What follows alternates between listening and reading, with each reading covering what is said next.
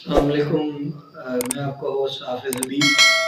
آج ہم ایک انفارمیٹیو ویڈیو بنائیں گے جو کہ ہسٹری پہ ہوگی۔ ایک جماعت کی ہسٹری پہ بات کرنا چاہ رہا ہوں میں۔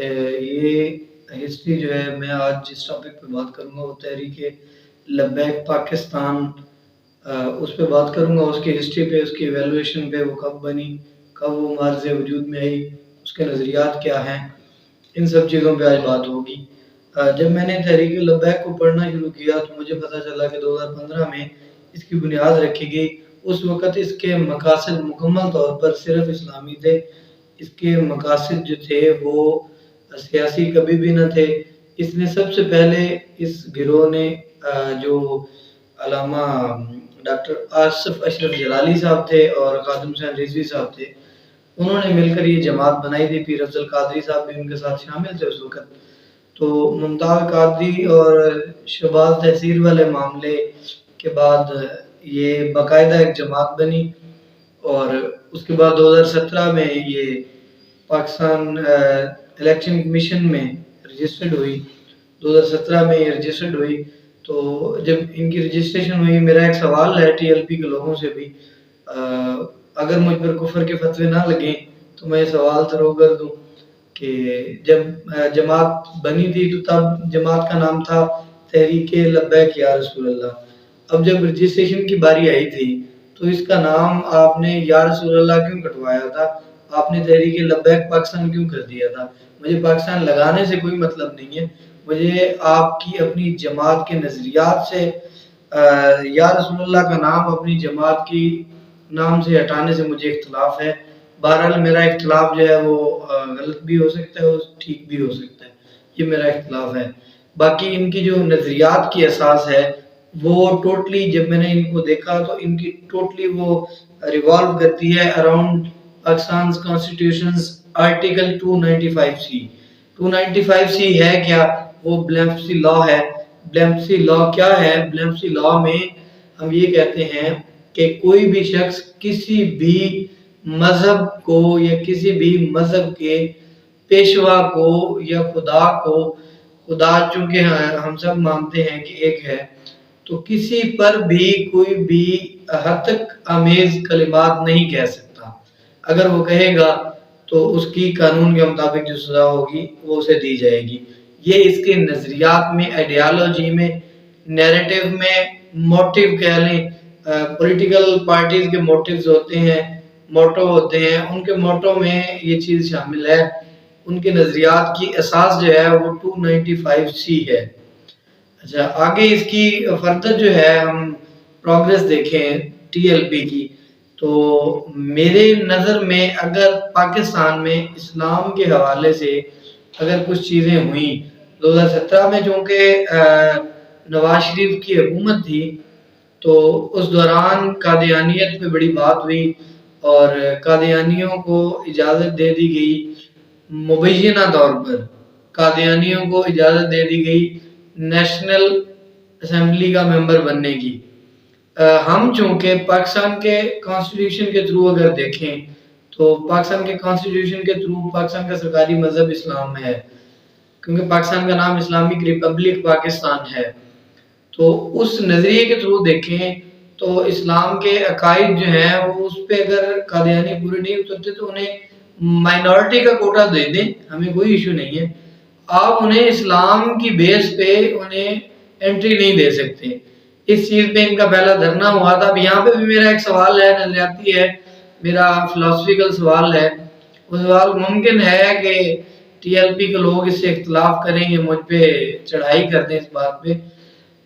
وہ سوال یہ ہے کہ اس وقت علامہ خادم حسین رضوی صاحب آن جہانی اللہ جنت میں جگہ دے، ان کے سنگ جو لوگ اس دھرنے میں فیض آباد گئے تھے، تو علامہ صاحب نے یہ کلیم کیا تھا کہ اس وقت ہمارے 40 کارکنان شہید ہوئے ہیں۔ وہ غلط ہوا۔ یوز آف فورس کوئی بھی کرے اپنے ملک میں کسی بھی پروٹیسٹ کے خلاف، کوئی بھی یوز آف فورس کرتا ہے، مجھے اس پہ شدید دکھ ہے، شدید برہم ہوتا ہوں میں شدید خلاف ہوں ان سب چیزوں کے۔ لیکن وہ جو 40 آپ کے لوگ شہید ہوئے تھے، آپ نے جب معاہدہ کیا تھا گورنمنٹ آف پاکستان کے ساتھ، تو وہ جو آپ کے 40 لوگ شہید ہوئے تھے ان کا ذکر اس معاہدے میں کیوں نہیں ہے؟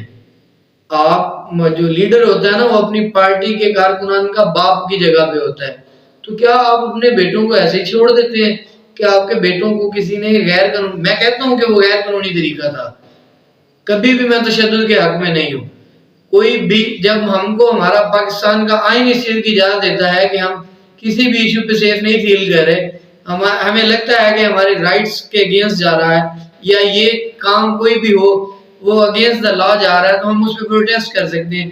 وہ لوگ بھی پروٹیسٹ کر رہے تھے جو شہید ہوئے تھے، جنہوں نے کیا وہ غلط کیا۔ میں آپ سے سوال کرتا ہوں، وہ آپ کی پارٹی کے کارکنان تھے، جب آپ نے حکومت کے ساتھ معاہدہ کیا، آپ نے جب وہ دھرنا ختم کیا، مجھے صرف اتنا بتا دیں کہ کون سے معاہدے میں ان کا ذکر ہے کہ ان کے خون کا ذمہ دار کون ہے۔ پھر اس حوالے سے آپ مجھے باعث کہیں جو مرضی کہیں، اس حوالے سے پھر ڈاکٹر طاہر القادری صاحب ٹھیک ہیں، وہ ان کا جو مالڈون کا واقعہ ہوا ہے وہ آج تک ان کا کیس لڑ رہے ہیں۔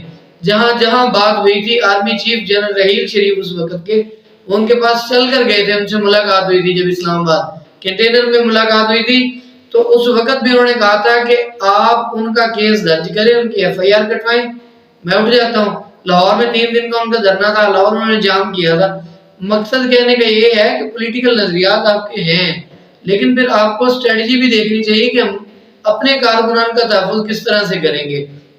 نیکسٹ موونگ آن، 2021 میں اپریل 2021 میں ٹی ایل پی پر پابندی لگا دی گئی۔ وہ پابندی کیوں لگائی گئی تھی؟ وہ انسداد دہشت گردی کے ایکٹ کے تحت لگائی گئی تھی، وہ بھی میں سمجھتا ہوں غلط ہے۔ کسی بھی پارٹی کا نظریہ مختلف ہو سکتا ہے۔ عمران خان کے دور میں شیخ رشید صاحب کی یہ سب سے بڑی غلطی تھی کہ ایک مذہبی جماعت پر انہوں نے پابندی لگائی۔ میں یہی سوال تھرو کروں گا، شیخ رشید صاحب وہ تو خیر ان کے کیریئر پہ بات ہی نہ کریں نا، وہ تو ہر جگہ سے انہوں نے پانی پیا ہے، پتہ نہیں کتنی پارٹیاں انہوں نے بدلی ہیں اور وہ ہر چڑھتے سورج کو سلام کرتے ہیں۔ انہوں نے یہ کام کیا، مجھے یہ بتائیں عمران خان صاحب اتنے عقل کے اندھے تھے اس وقت کہ ان کو سمجھ ہی نہیں آئی کہ ہم کسی پارٹی کو بین کر رہے ہیں اور اس پہ ہم ریئیکٹ کس چیز پہ کر رہے ہیں جی، اس پہ جی وہ انہوں نے جی کیا ہے پروٹیسٹ کیا ہے اور اس پہ جی انسداد دہشت گردی کے تحت اس کے امیر کو بھی گرفتار کر لیے۔ اس کے امیر کو آپ نے ڈیٹین کیا 6 سے 7 ماہ کے لیے، اب اس کے کیس کیوں نہیں بنایا؟ پھر آپ نے ڈیٹین کیا، ہم کہتے ہیں قانون میں آپ کو لگتا ہے کہ اس نے غلط کیا تھا، پھر اس کے کیس بننے چاہیے تھے نا۔ جب اس کے کیس نہیں بنے اس کا مطلب ہے پھر آپ غلط تھے، آپ تسلیم کریں آپ غلط تھے۔ 21 اپریل سے آئی تھنک وہ ڈیٹین ہوئے ہیں، 21 اپریل 2021 سے، اور نومبر تک وہ ان کی ڈیٹینشن رہی ہے۔ نومبر تک اس پارٹی کو بھی کالعدم قرار دیا گیا۔ نومبر کے بعد اس کی مقتدر حلقوں کی مداخلت کے بعد اس پارٹی پر سے جو تھی پابندی وہ ہٹا لی گئی تھی۔ ابھی موجودہ میں اگر ان کی پروگریس دیکھوں پولیٹیکلی کہ انہوں نے کتنا پروگریس کیا ہے، انہوں نے کتنا پروسیڈ کیا ہے، وہ کتنے سکسیسفل ہیں، تو سندھ اسمبلی میں پہلا الیکشن تھا چونکہ 2018 والا ان کا، تو سندھ اسمبلی میں انہوں نے 3 سیٹیں انہوں نے جیتی ہیں، اور ہمیں ابھی جو الیکشن پاکستان الیکشن کا سروے تھا ووٹ کاسٹنگ کا، اس میں وہ 4تھ نمبر پہ تھے جہاں تک مجھے یاد ہے۔ آئی تھنک میری انفارمیشن شاید غلط بھی ہو سکتی ہے، حرف آخر نہیں ہے، ووٹ حاصل کرنے میں وہ 4تھے نمبر پہ تھے۔ تو پھر ایک سوال میرا یہ بھی ہے کہ جو پارٹی پورے پاکستان میں ووٹ حاصل کرنے میں 4تھے نمبر پر ہے، اس کی سیٹیں مولانا فضل الرحمان صاحب سے کم کیسے ہوگی، جبکہ فضل الرحمان صاحب نے تو 6 7ویں نمبر پہ ووٹ حاصل کی ہیں۔ آج کی انفارمیٹیو ویڈیو صرف ٹی ایل پی کے لیے تھی، میری بیسٹ وشر ان کے لیے ہیں، دعا گو ہوں کہ اللہ پاک ان کو مزید ترقیاں دے۔ ان کے حوالے سے جتنی بھی کوریج ہوگی ہم ضرور دیں گے۔ انہوں نے بہت اچھا ورک بھی کیا اسلام کے حوالے سے، جب بات آئی میں نے دیکھا کہ اسلام کے حوالے سے یہ لوگ کھڑے ہوئے، انہوں نے اسلام کے حوالے، اسلام پہ اگر کسی نے کوئی غلط بات کی تو یہ کھڑے ہوئے۔ میں کسی حد تک ان کے کام کو سپورٹ کرتا ہوں، ان کی آئیڈیالوجی کو، ان کا جو کام کرنے کا طریقہ ہے شاید وہ مختلف ہے، میں اس سے شاید ایگری نہ کروں، ہو سکتا ہے کہ کل وہ مجھ سے بات کریں اور وہ مجھے ایگری کر لیں، مجھے قائل کر لیں، لیکن فی الحال موجودہ حالات میں ان کے کام کرنے کے جو طریقہ کار ہیں، the way they do their work، وہ شاید مجھے ابھی تک اٹریکٹ نہیں کر رہے، اس وجہ سے میں اس چیز کو ایکسیپٹ نہیں کر پا رہا. باقی انشاءاللہ جب کبھی بھی ان پہ برا وقت آئے گا یا ان کو ضرورت پڑے گی میڈیا کوریج کی تو ہم اپنے طور پہ ضرور ان کے ساتھ کھڑے ہوں گے اور اپنے پلیٹ فارم سے انشاءاللہ ضرور ان کا ساتھ دیں گے. فی امان اللہ.